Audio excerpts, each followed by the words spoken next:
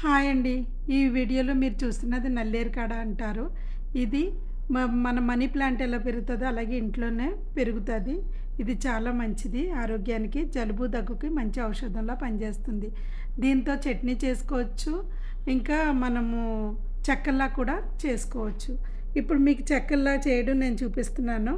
ముందుగా నల్లేరు కాడను ఒక 5, 6 ముక్కలు తీసుకొని వాటిని శుభ్రంగా కడిగి పైనున్న తొక్క తీసేయాలి. ఇది బీరకాయకు ఉన్నట్లుగా ఉంటుందన్నమాట.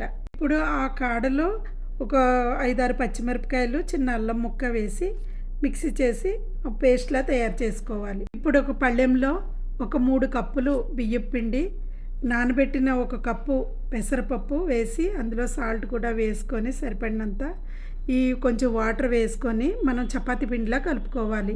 ఈ పిండిని ముద్దలుగా చేసుకొని వాటిని చెక్కల్లా ఒత్తుకొని నూనె కాగిన తర్వాత అందులో వేసి కాల్చుకోవడమే. అంతేనండి, నల్లేరు చెక్కలు రెడీ.